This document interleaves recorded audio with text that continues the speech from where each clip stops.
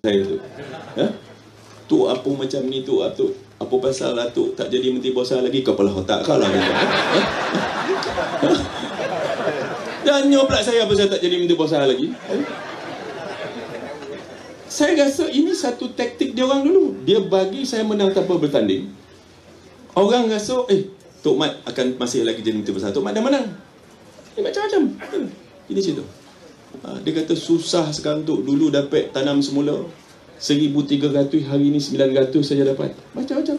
Itu pun 3 bulan dah tak bayar. Macam-macam. Jadi tuan-tuan puan sekalian, inilah dia roman ni. Kalau untuk Oni 9 tahulah roman kan. Ustaz Selin tahu tak roman?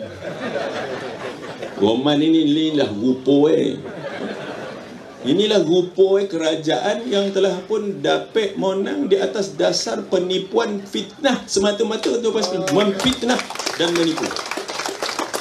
Maka terlena lah semua. Terlena semua disebabkan oleh janji-janji manis, janji-janji lemak manis. Semua terlena. Bahkan ramai berharapkan guruh yang lontong-lontung, tapi akhirnya hujan tak turun. Tempayan dah bocah dah ni. Kono pula cari tempayan baru. Nak tak ada air. Jadi tuan-tuan puan sekalian, 3 bulan hari bulan ni, kono cari tempayan baru, taruh air baru. Tak ada apa-apa. Bahkan bukan tak ada apa-apa, tapi keadaan negara kita bertambah teruk, bukannya bertambah baik. Keadaan ekonomi negara kita sekarang tak menentu sangat, tuan-tuan sekalian.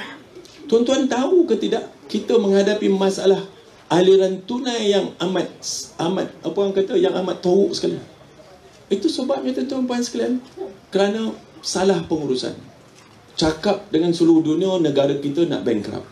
Pergi ke sini, pergi kulu hilir, berjumpa dengan pemimpin sana, cakap kata negara kita nak bankrupt. Tuan-tuan puan sekalian, dia tak sedar. Dia ingat dia masih pembangkang lagi. Dia tak tahu dia dah jadi kerajaan. Kata-kata orang sebagai kerajaan ini sebagai dasar, terutamanya pula ketua negara dan menteri kewangan. Siapa yang nak melabur di negara yang nak bankrupt? Bukan sahaja tak ada pelaburan baru, tetapi pelabur-pelabur yang ada dalam negara mengeluarkan dia punya pelaburan, menjual dia punya bond, tuan-tuan sekalian. Pada 2 bulan pertama Pakatan Harapan menjadi kerajaan, bond market kita ataupun pasaran surat gadai kita dibuang begitu saja. Ada orang yang menjual walaupun rugi tak kisah, dia takut dia terperangkap, tak boleh bawa keluar duit dia daripada negara kita. Itu yang berlaku. Teruk. Hari ini kita menghadapi masalah aliran tunai yang sangat teruk. Tuan-tuan puan sekalian, aliran tunai ni dia macam dalam badan kita lah. Badan togap macam ni, tapi aliran tunai, cash flow ni macam darah. Kalau badan togap macam mana pun, kalau darah tak ada, mati. Betul?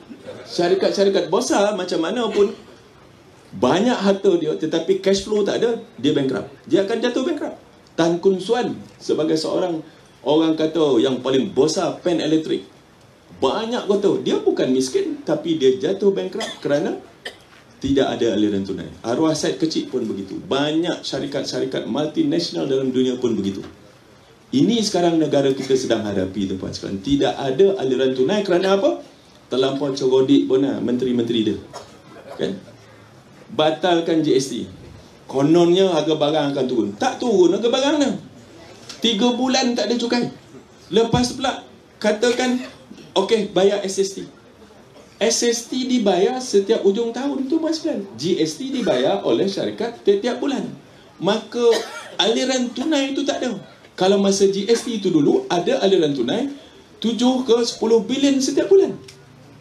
Bayangkan daripada bulan 6 sampai bulan 12 kita menghadapi masalah aliran tunai. Itu sebenarnya sedang berlaku. Tuan-tuan puan sekalian, kita sekarang tahu.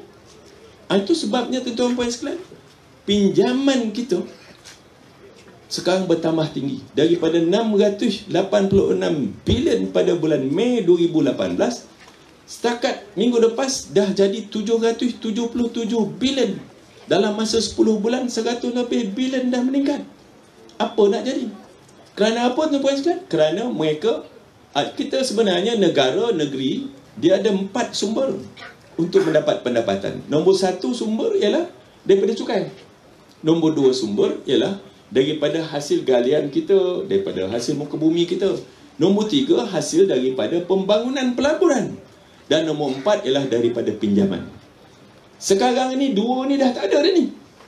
Sebab semua projek pembangunan dalam negara kita dah dibatalkan.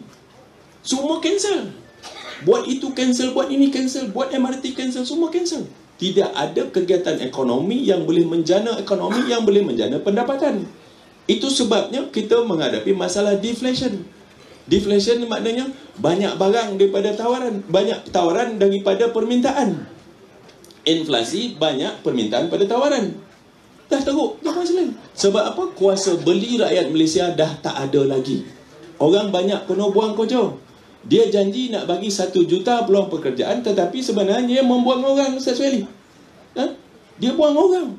Baru-baru ni 17,000 pengawal-pengawal keselamatan sekolah dibuang. Pengawal kontrak, pegawai jasa dibuang, semua dibuang. Nak tak lama lagi besok ni besok pegawai kerajaan. Tunggulah. Memang pada dulu lagi dia katakan bahawa kalau dia menang dia akan kurangkan. Dia katakan terlampau banyak sangat anggota penjawat awam, 1.6 juta.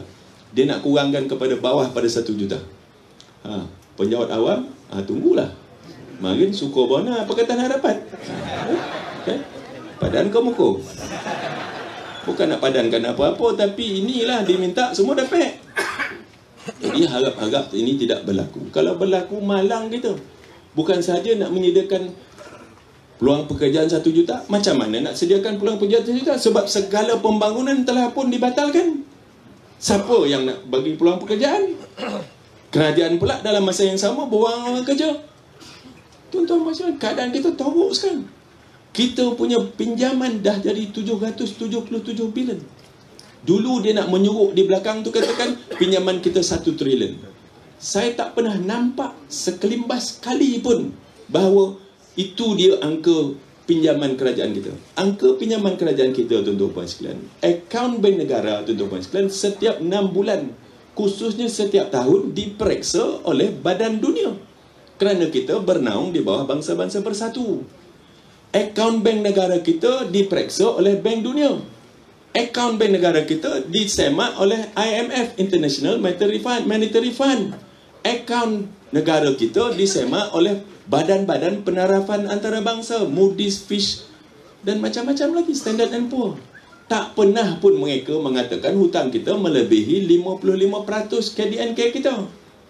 Tetapi dia sendiri mengatakan hutang kerajaan kita 1 trilion.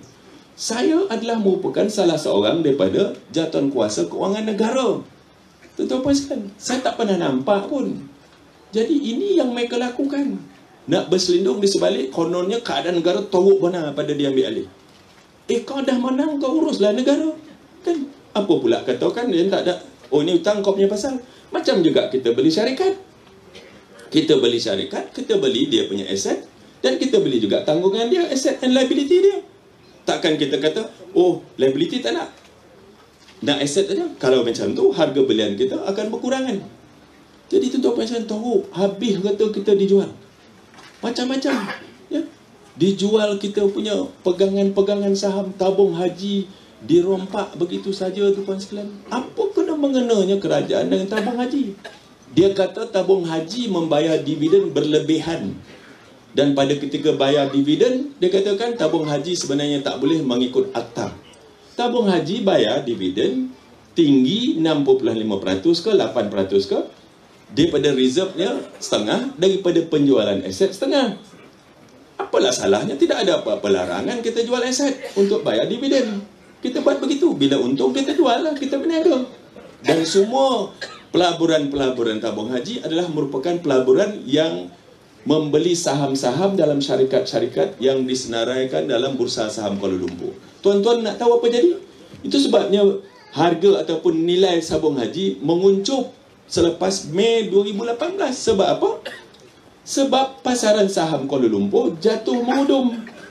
Daripada 1,868 mata pada bulan Mei 2018, bulan 10 dah menurun 1,602 mata. Berapa banyak peratusan turun.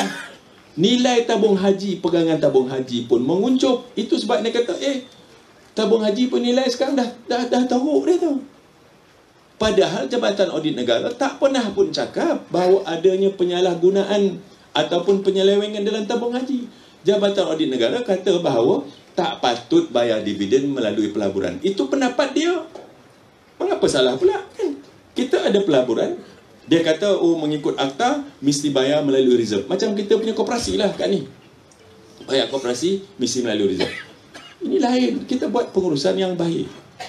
Jadi tuan-tuan, ini yang sedang berlaku. Ambil aset 19.9 bilion.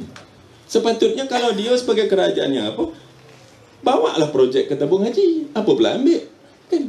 Mengapa nak ambil? Sebab harta-harta ini kepunyaan semua pendeposit tabung haji. Kan? Bukannya tak ada siapa-siapa punya.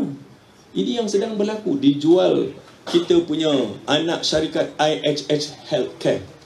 IHH Healthcare ni kepunyaan khazanah 7.9 dijual begitu saja tanpa ada tender pun dibuat 8 bilion kepada Mitsui.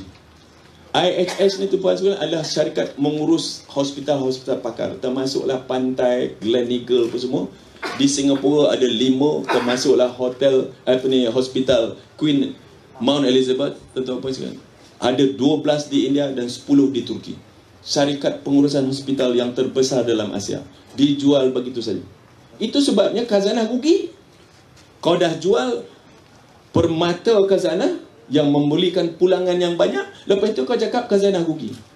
Ini Piramli pun tahu baiknya tu apa cerita. Apa cerita? Kau menuding jari kepada benda yang telah kau buat. Ni PNB tu pun sama juga. Pasaran saham kita turun. Saya kata tuan-tuan sekalian, tabung haji dia punya nilai turun. Saya ambil satu contoh je. Kerana Majlis Agama Islam ada saham dalam syarikat perladangan tabung haji. Syarikat kelapa sawit. Semasa bulan Mei, syarikat saham yang diniagakan iaitu tabung haji plantation RM1.68. Tapi pada bulan 10 dah jatuh jadi 58 sen. RM10 ruginya. Tuan-tuan sekalian, itu sebabnya saham tabung haji, nilai tabung haji jatuh mengkodok. Kerana apa? Kerana ketidakkepercayaan, tidak adanya sentimen percaya kepada pasaran saham disebabkan oleh kerajaan yang tidak mampu untuk mengurus negara dengan baik.